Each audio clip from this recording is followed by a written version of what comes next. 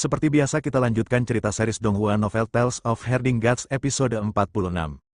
Qin Mu akhirnya berhasil menyalurkan vitalitasnya menjadi benang-benang halus berbentuk pedang. Hal itu membuat para cendekiawan tertegun, karena ia mampu memperlihatkan pedang-benang vitalitas yang begitu rumit. Guo Xi Yankang menegaskan bahwa pedang hanyalah sarana, sementara yang paling penting adalah pemahaman dan kreativitas dalam jalan ilmu.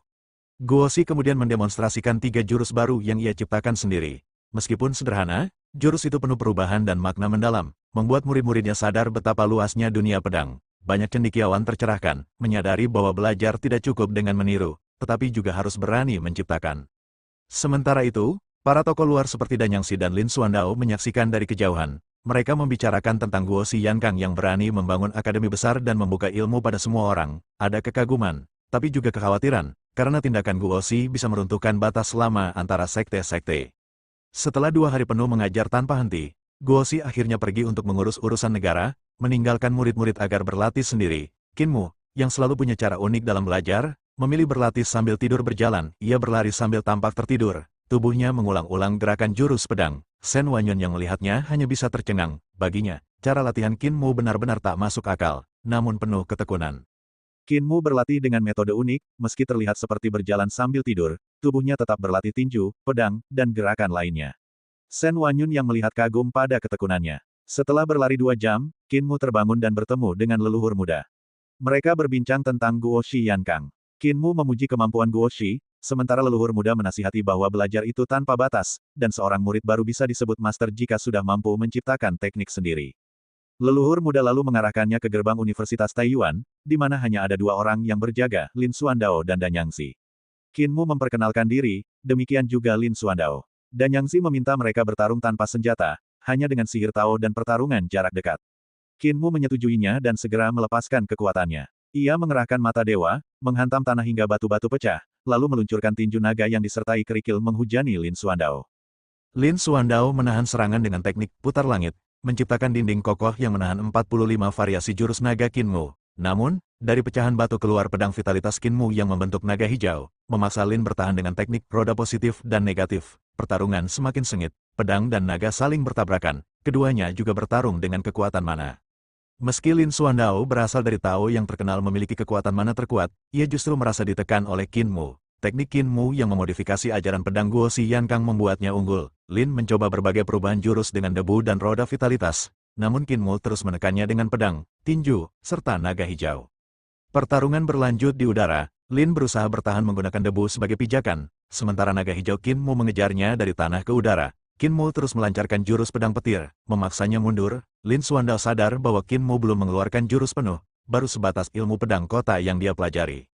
Qin Mu dan Lin Xuandao bertarung sengit. Sejak awal, Qin Mu terus menekan lawannya tanpa memberi kesempatan bernapas. Danyangxi yang menyaksikan dari samping sudah mulai khawatir. Lin Xuandao bukan tandingan Qin Mu dalam hal kekuatan vitalitas maupun penguasaan teknik, sehingga peluang untuk menang sangat tipis.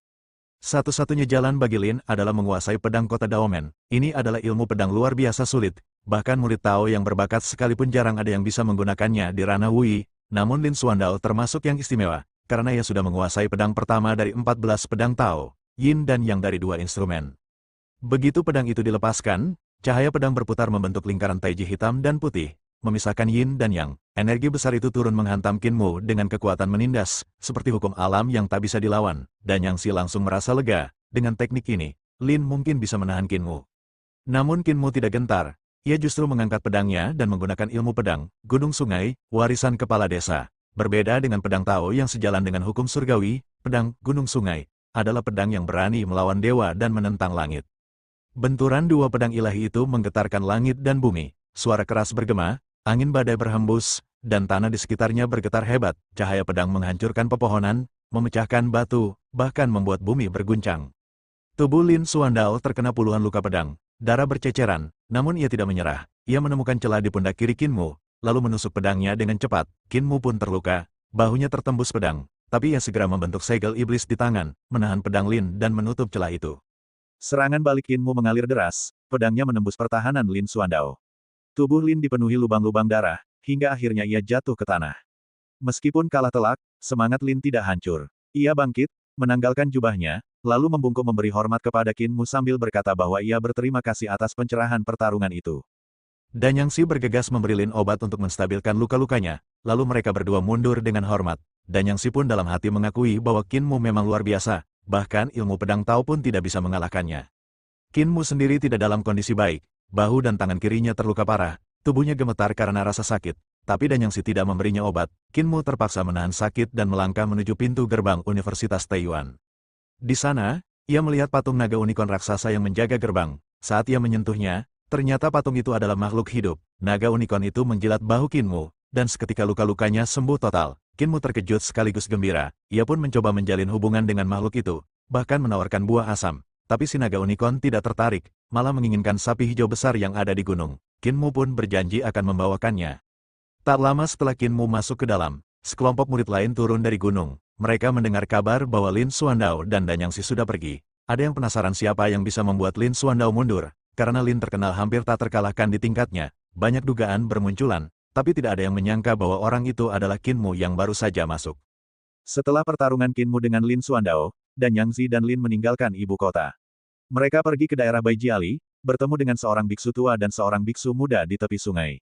Mereka saling menyapa dengan penuh hormat. Dari percakapan singkat mereka, jelas bahwa para biksu juga ingin mengetahui siapa sebenarnya yang mengalahkan Lin Xuandao, karena hal itu terasa ganjil dan misterius. Di kampus Taiyuan, kabar kekalahan Lin Xuandao menyebar luas. Seharusnya kabar ini membuat para murid bersemangat, tapi justru menimbulkan kebingungan karena tak ada yang tahu siapa yang benar-benar mengalahkannya. Banyak spekulasi bermunculan. Ada yang menduga seorang kaisar dari pengadilan kaisar turun tangan, ada yang curiga itu perbuatan Dewa Pedang, bahkan ada yang mengira murid Guoxi, divisi nasional, yang diam-diam menguji kemampuan. Di halaman Shen Wanyun, banyak murid berkumpul untuk bertanya. Shen Wanyun sendiri masih kelelahan karena berlatih teknik yang diajarkan Guoxi. Ia menegaskan bahwa bukan dia yang mengalahkan Lin. Meski demikian, beberapa murid mulai curiga apakah itu Qin Mu, karena sebelumnya Qin Mu menunjukkan bakat luar biasa meski masih dianggap pemula.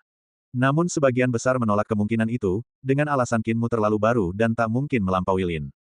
Tiba-tiba kabar baru datang. Dua biksu dari kuil Leiyin hebat tiba di gunung. Salah satunya adalah seorang Buddha Mahayana, penjaga Raja Kong, terkenal dengan kekuatan besar dan hukum Buddha yang mendalam. Ia memiliki tubuh yang bisa membesar, memancarkan cahaya Buddha, bahkan bisa menyalurkan mantra menjadi lonceng besar, pagoda penekan, belenggu emas, dan serangan sekuat gunung.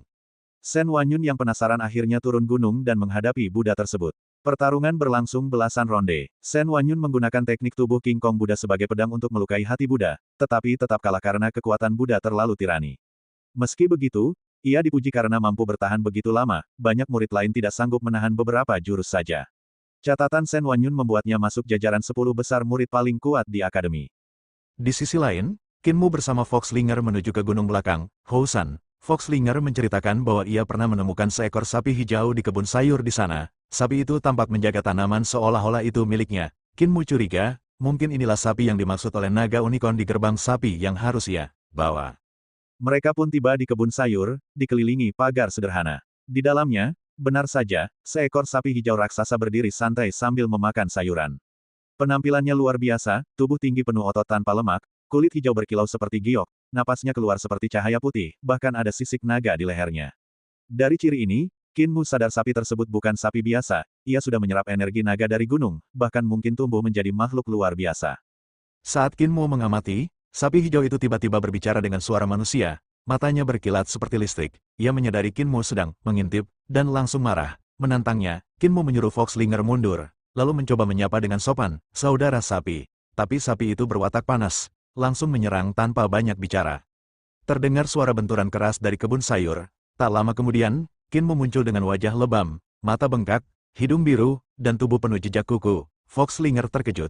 Biasanya Qin Mu bisa mengalahkan ahli bela diri hebat, tapi kali ini ia justru dipukuli habis-habisan oleh seekor sapi.